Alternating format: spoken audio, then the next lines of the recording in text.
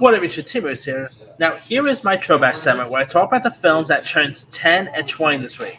And holy cow, I can't believe these are this old. Alright, films turning 10, we got 50/50, which is the pretty much like the comedy that's directed by Jonathan Levine, Seth Rogen, and Joseph Gordon-Levitt starring us. And it stars Joseph Gordon-Levitt, who plays Adam Lerner, who pretty much has always taking good care of his health, and so it becomes a shock to him when he learns that he actually has he actually does have a malignant tumor along his spine, and his doctors give him a 50/50 chance of survival, and his best friend is played by Seth Rogen. I mean, this movie is actually terrific. I mean, somehow they, were able to take something serious as cancer and made it into not really full on comedy. It's a comedy, but it's not really fully comedy. It's more lighthearted, really, about friendship as well. So there's that. Angelica Houston was also in this. You also had Anna Kendrick, who plays Joseph Gordon-Levitt's therapist, who he forms a striking romance with. This movie is really charming. Joseph Gordon-Levitt and Seth Rogen have, of course, worked together against this film. They, of course, starred together in that movie. What was that Christmas film that they starred in the night before? Those two really play off each other well. I mean, Joseph Gordon-Levitt, let's be fair, no James Franco, but they're really solid together.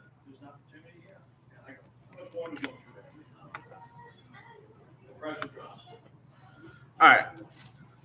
Also turning 10, we got the film What's Your Number, which stars Anna Faris, about where she plays Allie Darling, who is realizing that she's a little lost in life, and her romance has just fizzled out, and she's also just been fired from her marketing job. Then she pretty much has an eye-opening magazine, pretty much reads this eye-opening magazine that warns that 96% of women would have been 20 or more lovers are unlikely to find a husband here. I mean, this movie is pretty cute, charming. I've always loved Anna Faris, whether it's the Scary Movie franchise from the show Mom. I mean, I've always adored her and everything she's in. This had a really good cast too. By the way, you had loads of Marvel actors in this. Believe it or not, you had the likes of Chris Evans and Anthony Mackie before they pretty much got Mackie as Falcon, by the way. So, yeah, you even had Chris Pratt, who, if I recall, Chris Pratt was actually married to Anna Faris at the time of this film. So, there's that. You also had the likes of, you even had Zachary Quino, Martin Freeman. You had some really cool supporting cast members in this. It's pretty cute. It's charming. If you haven't seen it, I say give it a go. You may like it or you may not like it. All right, also turning 10, we got the horror film Dream House, which stars Daniel Craig, who, of course, is going to be seen there next week with No Time to Die. Here he plays, Daniel Craig plays this publisher named Will Ennerton, who pretty much quits his job in New York and relocates with his wife Libby, played by his real life wife Rachel Weisz, and the daughters to this town in New England. And they end up pretty much selling into their home. However, the intentions discover that a woman and their children were murdered there, and there's a ghost around there. You also got Naomi Watts. I mean, believe it or not, this movie came out 10 years ago. They're already planning to remake this thing. Yeah, it was announced last year, I believe, that there is a remake of this in the works. So, yeah, but Daniel Craig in a horror film, I believe this was his first foray into the horror genre, because he has done action, he has done sci-fi. Beforehand, he hasn't really done a straight up horror. So it was pretty cool seeing him going from Bond to horror. And I thought Daniel Craig was terrific in this. He plays his part perfectly. Shows that Daniel Craig is just more than Bond. He has done other stuff in the past as well. And this was a really intriguing film of his. I mean, his chemistry with Rachel Weisz. I've always been very surprised that they never got Rachel Weisz to play the next Bond girl. I mean, come on, those two really have great chemistry. So yeah, but now this movie was also directed by my left foot director Jim Sheridan. So there's that. If you haven't seen Dream House, it's not really a great horror film, but it's pretty creepy, to say the least. All right, also turning 10, we got a couple of smaller stuff, such as Take Shelter, which stars Micah Shannon as Curtis, who plays Curtis LaForge, who lives in the small Ohio town with his wife, played by Jessica Chastain, and hearing impaired daughter, played by Tova Stewart. And here, money is of course tight, and he and his family are very happy. But Curtis also begins having terrifying dreams that about this apocalyptic that dreads them, rather than confining in Samantha and he begins building a storm shelter in the backyard. I mean, this movie is now this film is actually directed by Jeff Nichols, who will also later go on to direct movies such as Mud. He also did that movie Loving.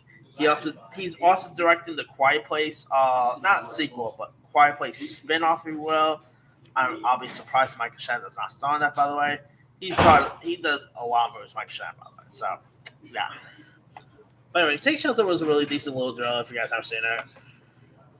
Also turning 10, we got the faith-based movie Courageous, which is directed by Alex Kendrick, which, by the way, they actually just re-released this for its 20th anniversary. So I know it was a really decent faith-based film. You got Alex Kendrick, who plays Sheriff Deputy Adam Mitchell, who has endured a terrible personal tragedy that causes him to question what really important to him, and he ends up taking comfort in his religion. And Alan vows to become a better parent to his teen son, played by Rusty Martin, and confines his friends on the force to sign a pledge that pretty much they will all strive to become better Christians. So this is of course one of the few Christian movies we had in recent years. I mean, Hollywood always does these Christian movies. Sometimes they do great, sometimes not. Of course, we had stuff like God's Not Dead, Courageous. Alex Kendrick has done some other directing stuff as well, like the movie War Room. He gave us. So I mean, this was a really decent this little film worth checking out. If you guys haven't seen it, I mean, it's a really decent faith-based movie with great performances from Alex Kendrick to most of the other cast members. All right, now also turning to 10 is probably one of my favorite horror films in recent years. I'm actually gonna do my review for this once I'm done with the video, but that is Tucker and Dale versus Evil. That movie is so awesome. I mean, if you guys don't really know much about the story, it's pretty much about these two scruffy pals played by Tyler Labine and Alan Tudyk, who pretty much go like to this backwood vacation and takes a bloody turn when these ignorant college students mistake them for a pair of murderous hillbillies. I mean, this movie tells you one thing: never judge a book by its cover. I mean, these kids literally think that these hillbillies are bloodthirsty killers, and which they're not, by the way. Spoiler alert. But they still go ahead and try to attack them, and they get killed off one by one by their stupid bloody antic. I mean, this movie is insane. If you guys never seen it, one of my favorite horror comedies in recent years. If you guys have not seen Tucker and Dale versus Evil, you can probably find it on Tubi TV. You can probably find it on some other place. It's so awesome. All right, now turning 20, we got Zoolander, which is, of course, the fashion comedy starring Ben Stiller as on the role of Derek Zoolander. You also had Owen Wilson. Will Ferrell, of course, plays the main villain, Mugatu. You also had cameos from the likes of David Bowie to Donald Trump. You guys have been treating cameos featuring this. So, I mean, yeah, Zoolander was pretty decent. I didn't mind Zoolander too so much. It wasn't as good as the first film. I thought it was fine for what it was. Alright. Also turning 20, we got Don't Say a Word, which is the thriller that stars the likes of Michael Douglas, Sean Bean, the late Brittany Murphy. And it's where like this ruthless crook named Patrick Coaster, played by Sean Bean, and his partner captured this young girl, Jessie Conrad, played by the late actress Sky McCall Burchett, and hold her for an unusual ransom. They want pretty much Jesse's therapist father, Nathan, played by Michael Douglas, to pretty much somehow coach traumatized teen Elizabeth, played by Brittany Murphy, into finding like this mysterious code that will lead the criminals to a hidden jeweler with it that's worth a fortune. I mean, Sean Bean is no stranger at playing these villain roles. He's also no stranger at dying too. So yeah, but Sean Bean is really great in this. Michael Douglas is great. Brittany Murphy is terrific. This movie will leave you guessing beginning to end. It's a really decent cat and mouse thriller. If you have not really seen Don't Say a Word, this is probably my favorite film in the 20 years one, by the way. So, yeah. All right. Now, also turning 20, we got Hearts of Atlantis, which is actually based on a book by Stephen King, and is a drama based on Stephen King's bestseller of the same name. It tells the story of a mysterious man played by Anthony Hopkins who enlists the aid of a brilliant young boy played by the late Anton Yelchin to save his life. This friendship with a mysterious stranger forever changes the way he sees the world. I mean, of course, Anton Yelchin started this when he was very young. Anthony Hopkins was great. I mean, this movie was really decent. It's not really my favorite Stephen King adaptation or anything like that, but it is really decent. Anthony Hopkins was great. Anton Yelchin was terrific. Gone way too soon, by the way. R.I.P. Anton Yelchin. But yeah, definitely a really decent film if you guys ever seen that. But anyway, let me let you go. That's pretty much it. Let me let you guys. Which of these films stand out to you the most?